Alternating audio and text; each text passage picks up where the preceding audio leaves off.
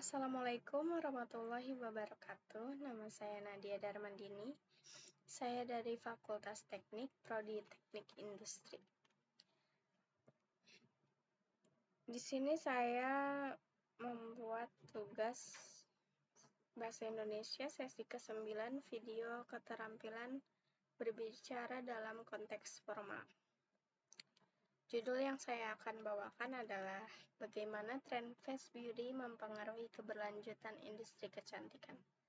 Fast beauty adalah tren dalam industri kecantikan yang mirip dengan konsep fast fashion, di mana produk kecantikan diproduksi dan dipasarkan dengan cepat untuk memenuhi permintaan konsumen yang terus berubah. Tren ini mulai muncul secara global pada tahun 2010-an dan semakin berkembang pesat terutama di Indonesia, seiring dengan meningkatnya penggunaan media sosial seperti Instagram dan TikTok yang mempengaruhi keputusan pembelian konsumen. Konsep fast beauty. Yang pertama, produksi cepat dan murah. Produksi dalam fast beauty dirancang untuk cepat habis dan murah, sehingga konsumen terdorong untuk membeli ulang secara terus-menerus. Berbeda dengan produk kecantikan tradisional yang memerlukan waktu berbulan-bulan untuk pengembangan, produk fast beauty dapat diluncurkan dalam hitungan minggu. Hal ini menciptakan siklus pembelian yang impulsif, di mana konsumen seringkali merasa perlu untuk mencoba produk baru yang terus bermunculan. Yang kedua, dampak media sosial. Media sosial memainkan peran penting dalam mempercepat tren ini. Influencer seringkali mempromosikan produk baru, menciptakan permintaan yang tinggi di kalangan pengikut mereka. Dengan banyaknya merek yang bersaing untuk mengikuti tren, konsumen menjadi terbiasa dengan peluncuran produk baru setiap bulan, seringkali disertai dengan promosi menarik. Ini menyebabkan konsumen merasa tertekan untuk membeli produk terbaru demi mengikuti standar kecantikan yang terus berubah. Ada pula masalah-masalah yang muncul dari tren fast beauty ini, yaitu diantaranya yang pertama, kualitas produk.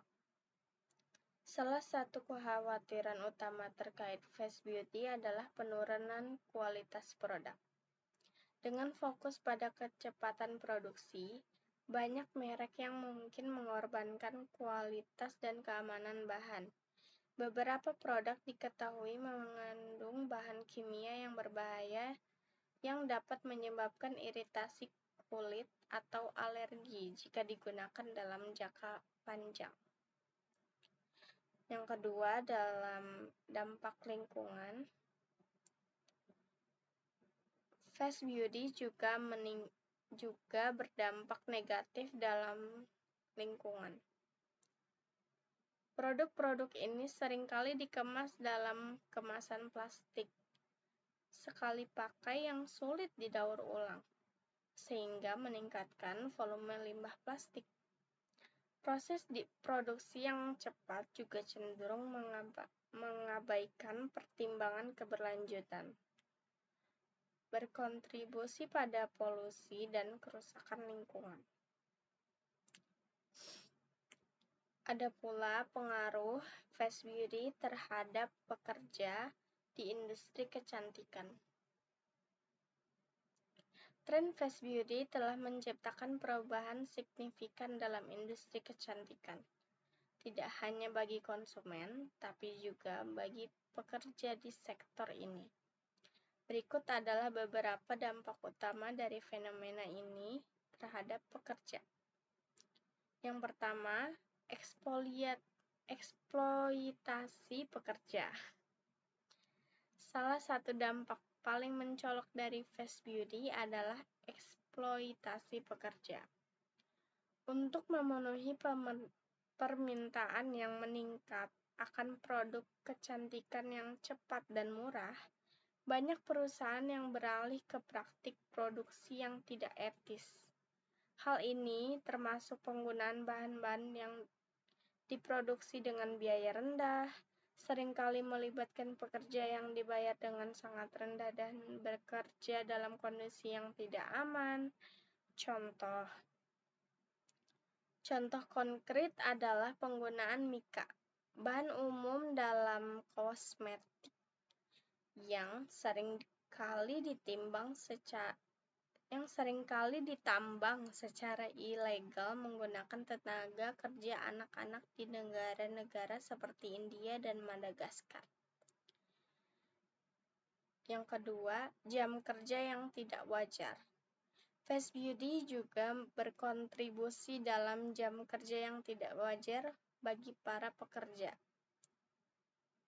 Dalam upaya untuk mempercepat siklus produksi dan peluncuran produk, pekerja seringkali diharuskan untuk bekerja lebih lama tanpa kompensasi yang layak. Hal ini menyebabkan kelelahan dan stres, serta mengurangi kualitas hidup mereka. Yang ketiga, kualitas produk dan pelatihan kerja. Dengan fokus pada kecepatan daripada kualitas, fast beauty juga seringkali mengorbankan standar kualitas produk. Pekerja mungkin tidak mendapatkan pelatihan yang memadai untuk memastikan bahwa produk yang mereka buat aman dan efektif, yang dapat berujung pada produk cacat atau berbahaya bagi konsumen. Selain itu, tekanan untuk memenuhi tenggat waktu produksi dapat mengakibatkan pengawasan kualitas yang kurang tepat. Selain itu, tekanan untuk memenuhi tenggat waktu produksi dapat mengakibatkan pengawasan kualitas yang kurang ketat. Yang keempat, dampak psikologis. Fast beauty juga dapat mempengaruhi kesehatan mental pekerja. Lingkungan kerja yang penuh tekanan untuk selalu mengikuti tren dan memenuhi permintaan pasar dapat menyebabkan stres tinggi dan masalah kesehatan mental lainnya. Pekerja mungkin merasa terjebak dalam siklus produksi yang tidak pernah berakhir, dengan sedikit kesempatan untuk beristirahat atau beraktivitas.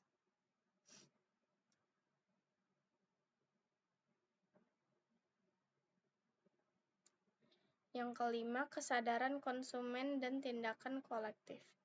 Sebagai respon terhadap dampak negatif fast beauty, ada peningkatan kesadaran di kalangan konsumen tentang pentingnya memilih produk dari merek yang memperhatikan etika dan dalam produksi. Konsumen semakin mencari merek yang menerapkan praktik bisnis yang adil dan berkelanjutan, memberikan harapan bagi pekerja industri kecantikan untuk mendapatkan perlindungan yang lebih baik. Dengan banyaknya dampak negatif dari fast beauty, penting bagi kita untuk memilah produk untuk memastikan bahwa produk kecantikan yang dibeli ramah lingkungan. Ada beberapa langkah yang dapat diambil, berikut adalah panduan praktisnya. Yang pertama, pilih merek lokal dengan bahan alami. Memilih produk dari merek lokal yang menggunakan bahan-bahan alami dan lokal dapat membantu mengurangi jejak karbon. Merek lokal seringkali lebih memperhatikan dampak lingkungan dari produk mereka.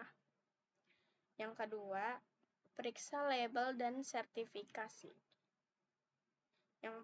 Salah satunya diantaranya adalah vegan, yaitu produk yang tidak menggunakan bahan dari hewan.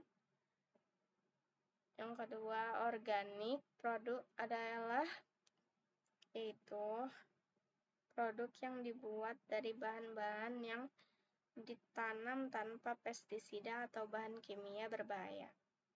Yang ketiga, cruelty free, yaitu produk yang tidak diuji pada hewan. Memastikan produk memiliki label ini menunjukkan komitmen terhadap keberlanjutan. Yang ketiga, cek bahan kemasan. Kemasan juga sangat penting dalam menentukan keberlanjutan produk. Pilihlah produk dengan kemasan yang terbuat dari diantaranya adalah 1. Kaca, yaitu dapat didaur ulang dengan mengeluarkan bahan kimia berbahaya saat terurai. Yang kedua, aluminium, ringan dan dapat didaur ulang dengan efisiensi tinggi. Yang ketiga, plastik daur ulang, yaitu pastikan kemasan terbuat dari plastik yang dapat didaur ulang seperti PET atau HDPE.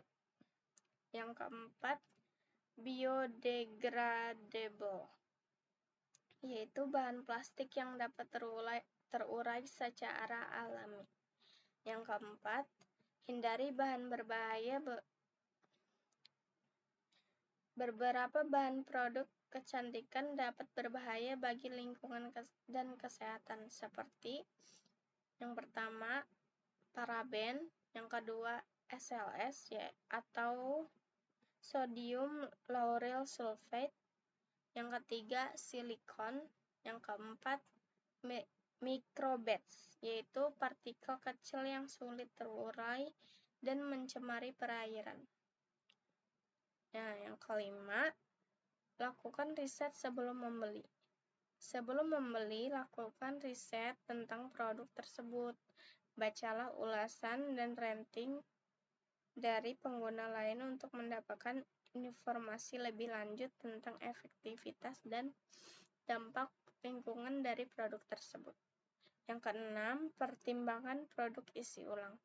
Mencari produk dengan opsi isi ulang dapat mengurangi jumlah limbah kemasan. Banyak merek kini menawarkan sistem isi ulang untuk mengurangi dampak lingkungan. Dengan mengikuti langkah-langkah ini, Anda dapat membuat pilihan yang lebih sadar dan bertanggung jawab terhadap lingkungan saat membeli produk kecantikan. Mungkin itu saja yang dapat saya jelaskan tentang bagaimana face beauty mempengaruhi keberlanjutan industri kecantikan. Sekian dari saya. Wassalamualaikum warahmatullahi wabarakatuh. Terima kasih.